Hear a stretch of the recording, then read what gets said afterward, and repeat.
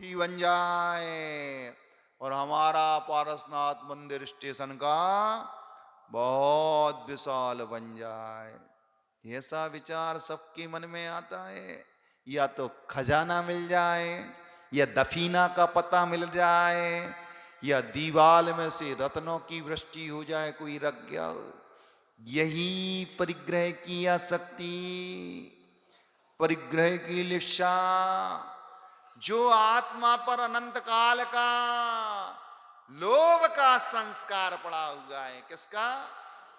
ये लोभ रूपी फन, ये लोभ रूपी नाग आत्मा पर वो विषैला डंक डंक मारता रहता है। आत्मा भी उलझ जाती विचारों में। जब तक क्या है, समय से पहले और भाग्य से अधिक आज तक किसी को कुछ नहीं मिला। मात्र ये हमारी आकुलता का परिणाम है कि जीव समय से पहले और भाग से अधिक की याचना करता है, भावना रखता है, तदनुसार पुरुषार्थ भी करता है।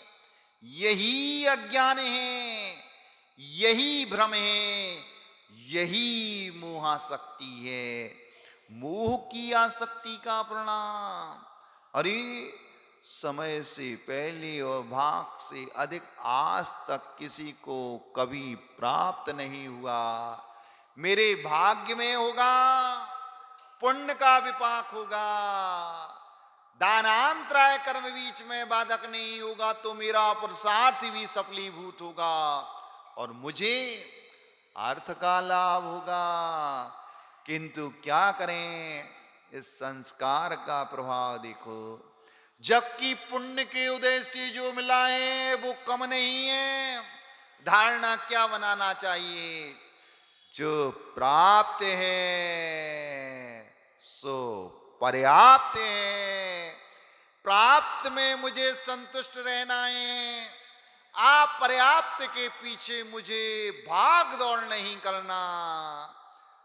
तब जाकर यही संतोष रूपी गुण एक दिन तुम्हें पुण्य का वो आश्रम कराता है, प्रशस्त प्रकृतियों का, पुण्य प्रकृतियों का। जब इसका उदय आता है ना, तो पल पल पर, डग डग पर प्राप्त वस्तु में संतोष नहीं है, आप प्राप्त के पीछे भाग रहे हैं आज संसारी जीव। इसका परिणाम कि दुखी ही दुख भोग रहे हैं। आकृत पुण्य में, प्राप्त वस्तु में उसे संतोष था, अपर्याप्त के पीछे भाग नहीं रहा था। तब जाकर उस बालक ने सातिशय पुण्य का बंध किया था। अपर्याप्त के पीछे भाग दौड़ नहीं थी, संतोष इतना था उस बालक के, मुंह में भी पानी नहीं आ रहा। मां वो भावलिंगी संत, भावी अरिहंत का जो उसके घर में आहार चल रहा था, बालक बड़ा खुश हो रहा था। आज जीवन में मेरे जन्म के बाद 20 वर्ष बाद, 15 वर्ष मान लो, 8 वर्ष बाद जो खीर बनी है, मां ने कहा था उत्तम पात्र को खीर समर्पित करने के बाद ही बेटा अपन खीर का सेवन करेंगे। लोभ कसाय का संस्कार उसकी आत्मा में भी अनंत काल से पड़ा, लेकिन उस लोभ रूपी परिणति की उदय उदीर्णा नहीं हुई। बालक काश एक बार सोच लेता, ऐसो ना हो जे महाराज पूरी चाट जाए, हड़िया भी चाटने को ना बचे। लेकिन नहीं, ऐसा विचार, ऐसी परिणति, ऐसा परिणाम उस आकृत पुण्य के मन में एक क्षण के लिए भी नहीं आया। माँ ने जो खीर बनाई है सो वो खीर उत्तम पात्र की कर में मां कितनी प्रसन्नता के साथ, प्रफुल्लता के साथ, हर्ष के अतिरेक के साथ समर्पित कर रही है। बालक भी उस रसोई घर से भोजन के बाहर उस दहलान में ऋषिराज का आहार चल रहा। बालक हाथ जोड़कर भगवान से प्रार्थना कर रहा कि आज हमारे घर में चलते फिरते सिद्ध परमात्मा, राजाओं की भी राजा, महाराजाओं की भी महाराजा, मुनिराज का पदार्पण हुआ है। परिणाम क्या निकला? उसकी इस विशुद्धि रूप परिणाम का फल, इस संतोष रूपी गुण का फल कि वो जीव भले ही सिंह ने भक्षण कर लिया, लेकिन हुआ यूं, अगली पर्याय में मां की कोख से बाहर निकला ही और नाल को गाड़ने के लिए पिता गया था। इस संतोष रूपी गुण परिणाम का फल देखिए बंधु, उस धन्य कुमार के जीवन में जो भी कार्य किया सो धन की वर्षा, जन्म के साथ स्वर्ण मुद्राओं से घड़ा, और पहली बार व्यापार किया सो खाट के 4 पाए ले आया। मां खुश हो रही है और 8 भाई जल रहे हैं। देखो तो इस बुढ़िया के मोह की परिणति का परिणाम। जिसे आज अर्थ उपार्जन के लिए धन दिया था, टका दिया था, उस टका को मिटा दिया इस मूढ़ ने। लेकिन ये मां, इसकी मोहाशक्ति देखो, इसके प्रति राग का परिणाम देखो। वो मूर्ख पूरे 100 टका का मात्र एक बाजार से खाट के 4 पाए लेके आया है।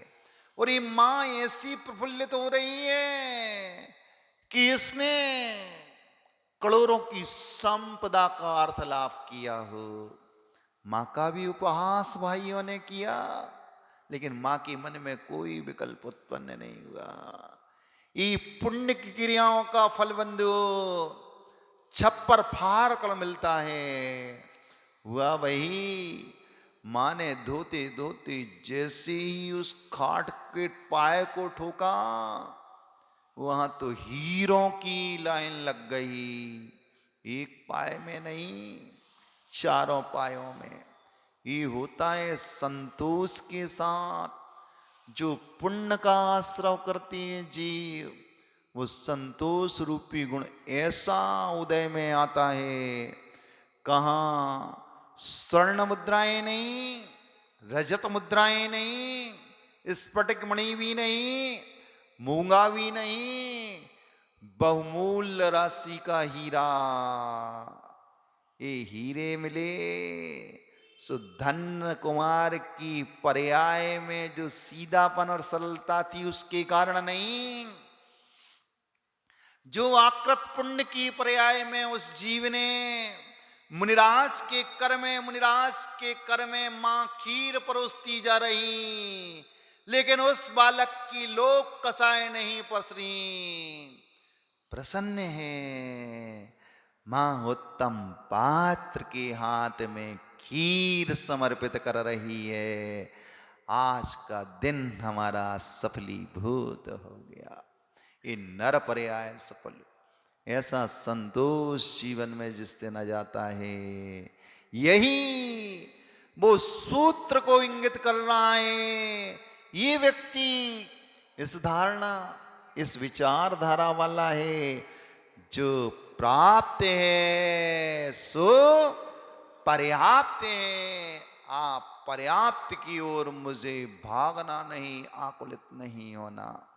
तब जाकर पग पग पर डग पर सांसारिक सुखों की उपलब्धि होती है। पुण्य के योग से नरक में भी पुण्य का योग। महाराज आपने कहा था कि नरक में तो पाप का ही फल, पाप प्रकृतियों का उदय चलता है।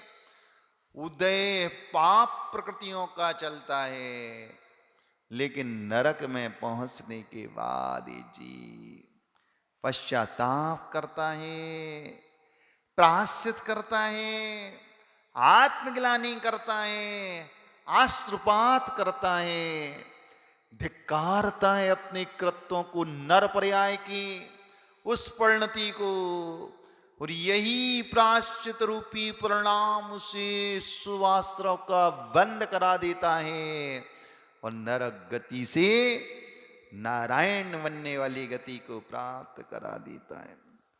ये दुखों की कथा तो हमने सुन ली महाराज, अब जी और बता दो। दौलत राम जी नहीं लिख गए किन किन परिणामों के कारण जीव खोटी उस नरक गति में जाता है।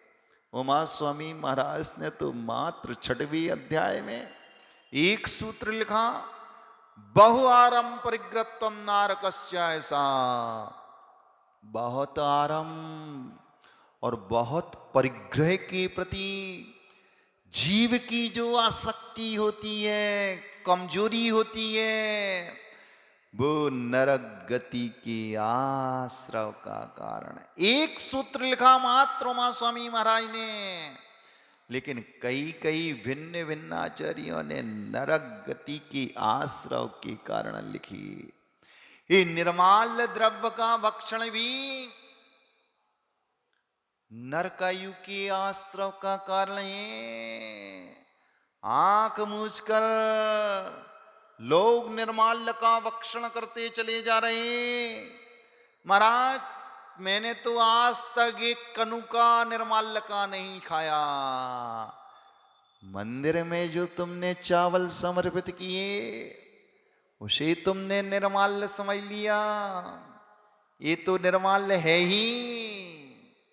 तुमने जो राशि बोली, तुमने जो दान दिया, काश समय पर नहीं दिया, वो सब निर्माल्य की कूटी में चल रहा।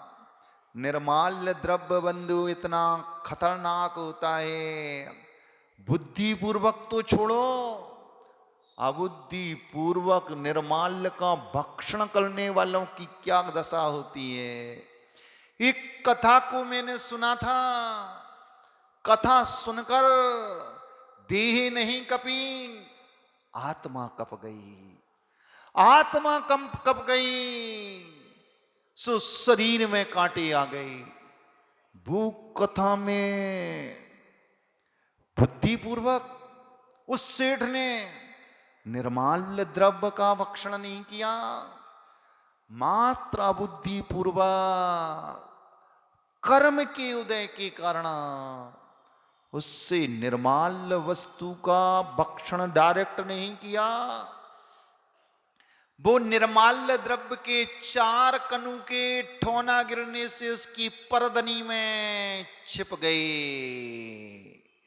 और हुआ या उसका परिणाम कैसा विकराल रूप लिया, कैसा खतरनाक रूप लिया।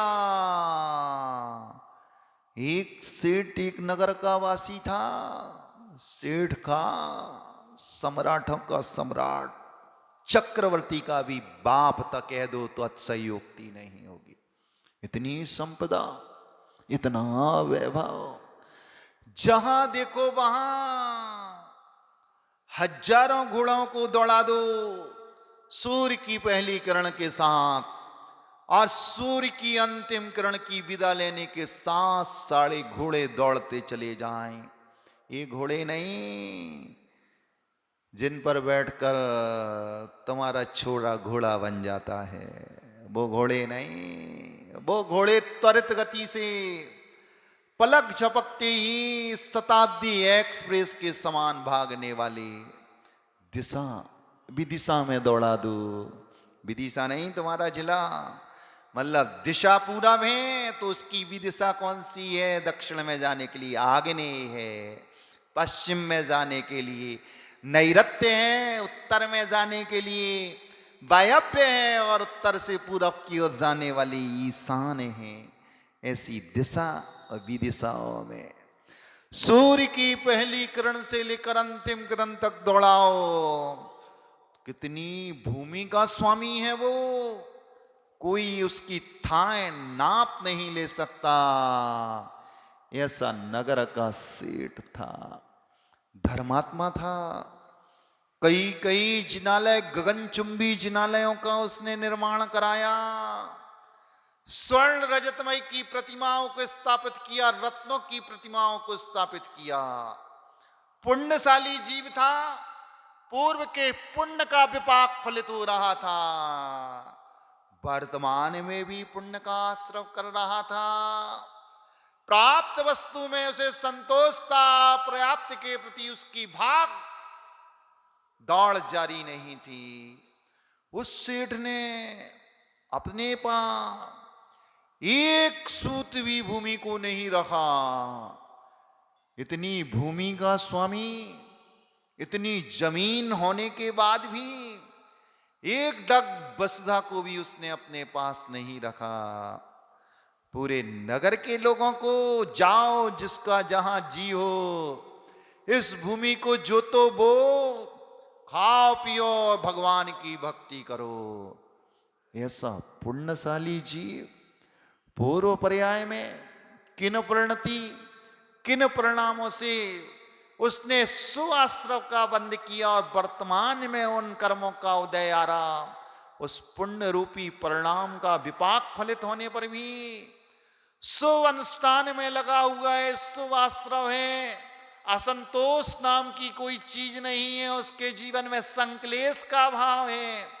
विशुद्धि विशुद्धि पुण्य के उदय में पुण्यानुबंधी पुण्य का अनुबंध कर रहा, उदय चल रहा पुण्य का और अनुबंध चल रहा पुण्य का। कहते हैं पूर्वकृत पुण्य का उदय चल रहा था। एक पाप का झोंका ऐसा आया बंधुओं, धर्मात्मा था, सुबह उठते ही स्नान करके भगवान के द्वार में पूजन प्रक्षाल करता था। 2.5-3 घंटे व्यतीत करता था। पर स्त्री के सेवन का त्यागी था, हिंसा का त्यागी था, झूठ का त्यागी था, चोर का चोरी करने का त्यागी था, कुशील पाप का त्यागी। परिग्रह की लिप्सा तो बिल्कुल मंद थी। इतनी वसुधा होने पर भी 1 इंच भूमि भी जिसके पास नहीं, सारे नगर वालों को दे दिया। खाओ पियो, भगवान की भक्ति करो, मस्त रहो, प्रसन्न रहो। लेकिन वो गांव के नागरिक भी धर्मात्मा थे। जैसा सेठ वैसे उस नगर के नागरिक भी। वो बासोदा नहीं था, वो वाला कहानी वाला गांव था। न बासोदा की कोई कॉलोनी थी, न तिरुमूर्ति थी, न चंदा प्रभु जिनालय था, न शांति नगर, न स्टेशन, न धूसरपुरा, न गांधी चौक, न बूढ़ापुरा। वो बासोदा की बात नहीं है, वो बात पुरातन जमाने की उस सेठ की है। जैसा सेठ वैसे उसके भाग। उपासक, सेठ के प्रति आत्मीयता का भाव रखने वाले, वात्सल्य का भाव रखने वाले नगर के लोग, जब लगा सेठ की कृपा से हमारी दरिद्रता दूर करने के लिए, हमारे दारिद्र्य को दूर करने के लिए, उस सेठ ने उदार मना होकर भूमि ही दे दी। 1 वर्ष के लिए नहीं, पीढ़ी दर पीढ़ी व्यतीत हो गई। उपकार के रूप में पूरे गांव वासी अपने खेत से फसल काट कर खलिहान में लाकर उसको निकालने के बाद 100 गाड़ी तो अपने पास रख लेते थे। मात्र एक गाड़ी में 10-20 बोरा भरकर सेठ के पास समर्पित कराती थी। जिसने एक दाना भी नहीं बोया, सारे गांव गांव के लोग आकर उसके खलिहान में पटकते। उस खलिहान में धान्य के समय धान और गेहूं के समय गेहूं, चना, मोठ, बाजरा, ऐसा आसमान पर ढेर लगता था कि अंबर को छूने की कगार पर रहता था। सेठ एक दाना नहीं बोता था प्रति उपकार के रूप में। इतनी अन्न की राशि आसमान को सूने, लेकिन कहते हैं कि कर्म बड़ा बलवान होता है, किसी को भी नहीं छोड़ता। चाहे राजा हो, चाहे रंग हो, चाहे तू तीर्थंकर भी क्यों ना हो, वो कर्म कहता है मेरी गिफरत में, मेरी चपेट में, मेरे शिकंजे में तो तुझे फंसना ही होगा। घटना है उस दिन की, पर्वराज चतुर्दशी का पर्व पूर्ण हुआ। सेठ का उपवास था। पूर्णिमा के दिन जिनेन्द्र अर्चना कर रहा था जिनालय में। गगनचुंबी जिनालय था, अकृत्रिम जिनालय के समान एक कृत्रिम जिनालय था। बहुत खम्मे थे, उन खम्मों पर पक्षी भी उस जिनेन्द्र भगवान के खम्मों पर बैठकर अपना बसेरा करते थे और उन चावल आदि के दाने से अपने जीवन का यापन करते थे। सेठ भगवान की भक्ति कर रहा है, पुरुषार्थ उसका सच्चा चल रहा है, पाप से उपयोग को हटाकर पुण्यवर्धनी क्रियाओं में अपने उपयोग को रमा रहा है। अचानक पूर्वकृत कर्म का झोंका ऐसा आया कि भगवान की भक्ति करते करते हृदय रूपी कमलासन पर तो वीतराग भगवान बैठे हैं, लेकिन बाएं में उस ठौना पर उस शांतिदाता शांतिनाथ भगवान का आह्वान कर रहा था, अत्र तिष्ठ तिष्ठ ठाठा स्थापनम, ये मंत्र बोल रहा था। पूर्वकृत पाक का झोंका आया, कबूतर और कबूतरी की रति कीड़ा देखने में उसका उपयोग चला गया। सेठ ने पाप नहीं किया। उस मंदिर में जो कबूतर और कबूतरी का जोड़ा था, वे परस्पर में रति कीड़ा में लिप्त थे, रत थे। उस दृश्य पर उस सेठ की दृष्टि चली गई। सेठ की दृष्टि उन पक्षियों की भोग पर गई, उसका उपयोग का स्खलन हुआ। ठोने में वो अत्र तिष्ठ तिष्ठ ठाठा स्थापनम वाला मंत्र बोलते समय वो चावल के कनों के चढ़ाना था। सो चावल के कनु के बाजू में लगा, गिरे, ठोने में धक्का लगा, सो उस ठोने के दाने नीचे जमीन पर गिरे और 2-3 दाने, कितने दाने? चावल के 2-3 दाने उस सेठ की परदनी में फंस गई। सेठ ने भगवान से क्षमा याचना की, हे भगवान, धिक्कार है मेरी उस परिणति को, परिणाम को, जिस परिणति और परिणाम के स्वरूप कहा मैं आपकी भक्ति, आपका कीर्तन, आपकी स्तुति, आपकी आराधना, आपकी उपासना, आपकी पूजा में तल्लीन था। उपयोग भोगों में गया, आज ठोना गिर गया।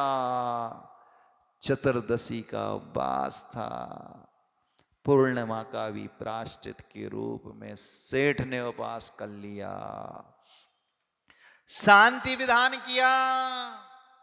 इसके बाद जीवन साथी को खबर भेज दिया, तू चतुर्दशी की पालना कर लेना, आज मैंने प्रायश्चित का उपवास कर लिया। विचार करना, उस सेठ के परिणाम कितने निर्मल, कितनी परिणति उज्जवल, विचार कितने पवित्र उसके मानस पर, स्मृति पटल पर चल रहे हैं। सेठ शांति ध्यान के बाद, दोपहर की सामायिक के बाद शरीर में प्रमाद आने लगा। कार्तिक का महीना था, ठंड का समय भी था, सो उसने सोचा चलो अब घर तो जाना नहीं है, नहीं तो वो जिद करेगी। उपवास में जल भी होता है और काजू किशमिश दूध भी खा लो, इसका नाम भी उपवास है। सो सेठ घर नहीं गया कि वो घर में रहकर मुझे नुंगली करती रहेगी, कल को उपवास है, पानी पी लो, किशमिश को पानी पी लो, दूध पी लो, 4 काजू चबा लो। सेठ जानता था कि उपवास तो 2 प्रकार के हैं आगम में। भगवान वीतरागता के मार्ग में उपवास 2 प्रकार के होते हैं। एक 4 प्रकार के आहार जल के त्याग का नाम उपवास, और एक जल को छोड़कर कुछ भी ग्रहण नहीं करना, एक अजवाइन का दाना भी आ जाएगा तो एक आसन की कोटि में आएगा। मैंने तो प्रायश्चित के रूप में उपवास 4 प्रकार के आहार जल का त्याग किया। सेठ की बेला हो गई और सेठ गया कहां, खलियान में। उन उदार मना गांव वालों के भाव की अनुमोदना कर रहा था। बेचारों की यहां तो थोड़ी सी धान्य की राशि लगी हुई है, और मेरे पास जहां मैंने एक दाने का भी वपन नहीं किया था, उस वसुधा में अंबार छू रही है।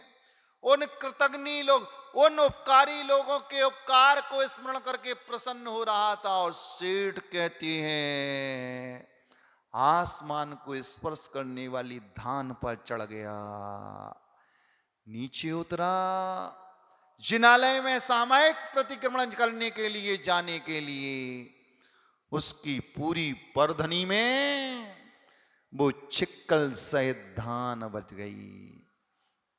सेठ ने यहां वहां देखा कोई नहीं है, परदनी को खोला और झटकारा और वापस आ गया। जो ठौना गिरने से 4 कनु के उस सेठ की परदनी में फंस गए थे, वे निर्माल्य के कनु के पूरी धान्य में मिल गए। वो 4 कनौकी का कनुके का स्पर्श होते ही सेठ की पूरी धान निर्माल्य की हो गई। सेठ ने भी भक्षण किया,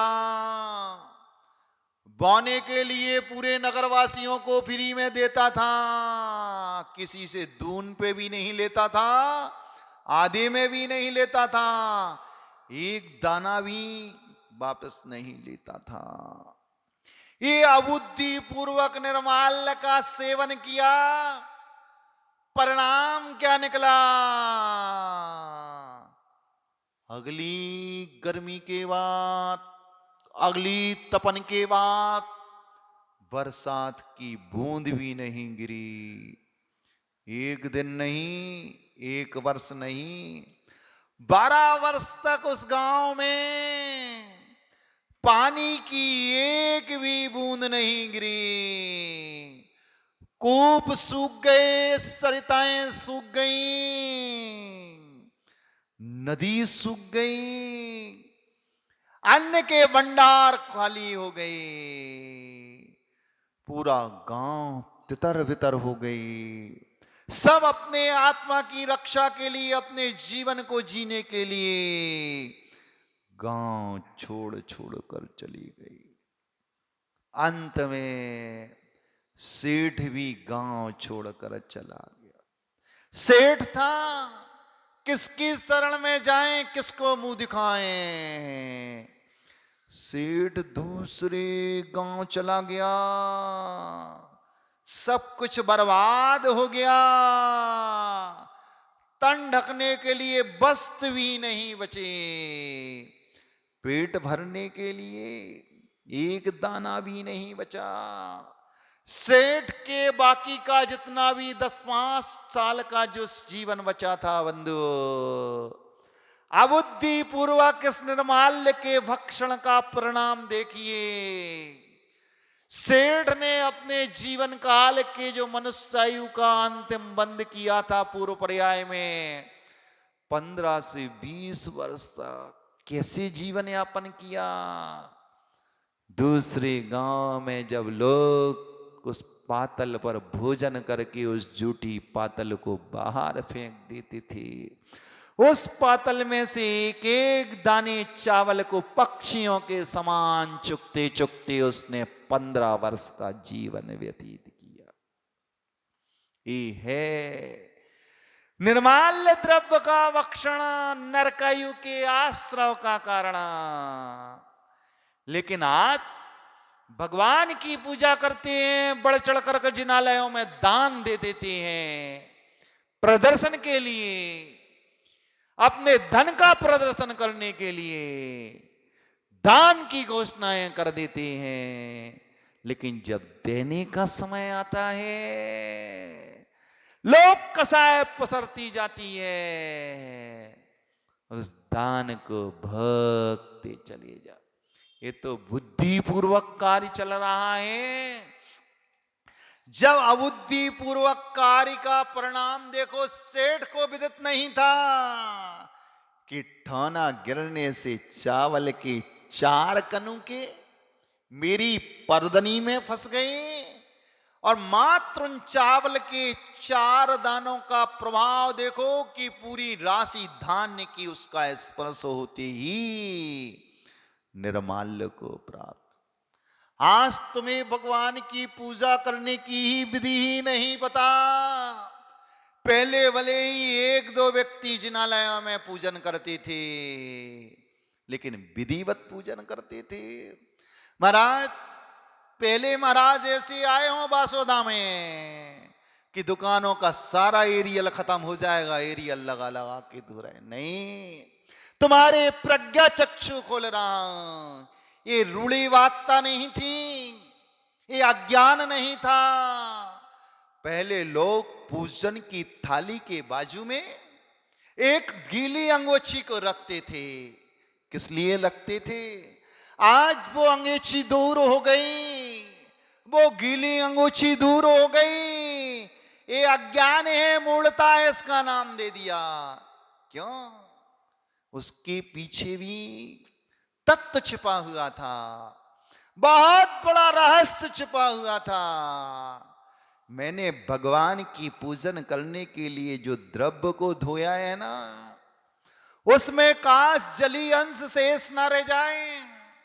मैंने भगवान के चरणों में जो उस काम रूपी विकार का नाश करने के लिए पुष्प को समर्पित किया है, काश पुष्प गीले होने पर मेरे गादी पर, मेरे पंजे पर जली अंश शेष रह गया।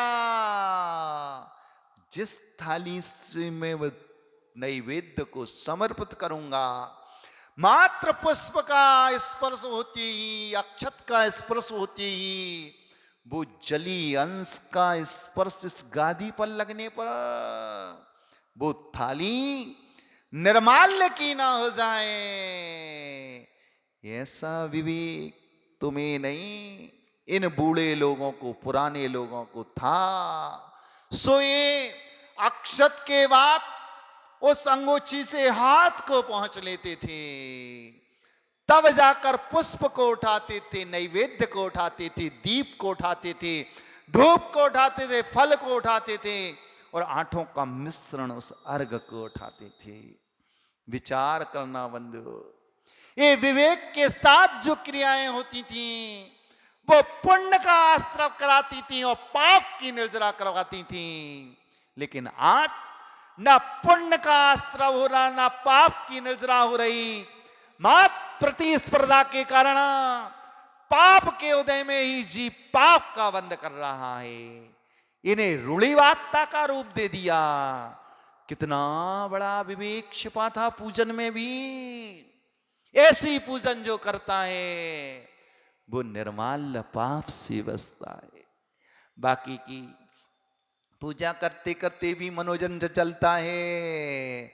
और चावल लिया और मित्र के कान में यूं मारा, निशाना मार के, जैसे अर्जुन ने दुर्योधन पर तीर मारा था, और वो रिटर्न होकर आया, कहां तुम्हारी पूजा की थाली का स्पर्श कर गया, तो उसकी देह का स्पर्श होते ही वो मल हो गया, और तुमने भगवान के चरणों में वही द्रव्य उठाई और परमात्मा के चरणों में समर्पित कर दिया।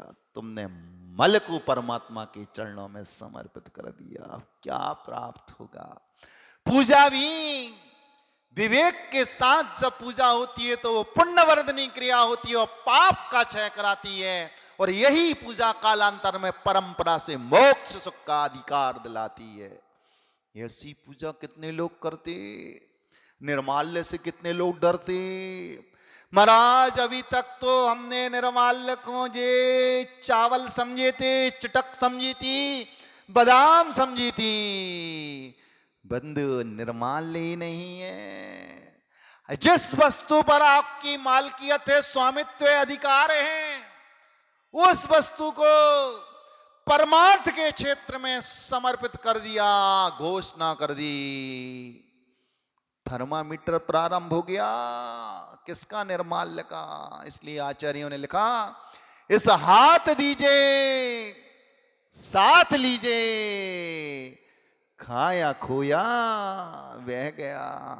जब विचार उत्पन्न हो, जब भाव हो, दान देने का तुरंत दे दो। और आचार्य भगवंत तो कहते हैं, इस हाथ से दान दो ना, तो इस हाथ को ज्ञात ना हो, वो सच्चा दान है। ये निर्माल्य बंधु नरक गति के आश्रव का, अभी तो आज एक कारण बताया है नरक गति का। इसलिए आज से मैं कह रहा हूं, भूलियां लेना बंद कर देना। परमार्थ के क्षेत्र में प्लाट बेचना पड़े तो प्लाट भी बेच देना, प्लाट ना हो, सोना चांदी ना हो, तो किडनी बेचना पड़े तो किडनी बेच देना अपनी। लेकिन परमार्थ के क्षेत्र में जो आपने भावों की निर्मलता के साथ जिस वस्तु पर आपकी मालिकियत, स्वामित्व, अधिकार था, उस धन को समर्पित कर दिया, वो चुका देना। वरना सेठ को याद कर लेना कि उस सेठ ने तो अबुद्धि पूर्वक निर्माल्य का भक्षण किया। जिसके पास इतना प्रचुर मात्रा में वैभव था, उस सेठ ने अबुद्धि पूर्वक अज्ञान के साथ उस द्रव्य को खाया। तो जीवन के 15 वर्ष कैसे व्यतीत किए? दूसरे गांव में जूठी पातलों से एक एक जूठन को उठाकर अपने उदर की पूर्ति की, अपने जीवन को जिया और मरण को प्राप्त हुआ। जिसका खाने का भाव नहीं था, जिसे ज्ञात नहीं था, वो निर्माल्य द्रव्य की परिणति अज्ञानता से वो कर्म का बंध हुआ। फिर ज्ञात भाव से बोलने वाली राशि को बुला देना, 21 रुपए को भी भुला देना। तुम्हारा क्या होगा बेटा? मैं कालिया तो नहीं कहूंगा तुमसे, तुम्हारा क्या होगा विचार कर लेना। अज्ञान पूर्वक निर्माल्य का फल इतना विकराल, इतना खतरनाक कि जो सेठ पूरे नगर को पालता था पिता के तुल्य, वही सेठ की ये स्थिति। तो बासोदा के सेठिया, तुम्हारा क्या होगा विचार कर लो। दान देना जिनेंद्र भगवान की देशना है। एक दिन नहीं, दिने दिने आहार दान, औषधि दान, अभय दान और ज्ञान दान कीजिए शक्ति अनुसार।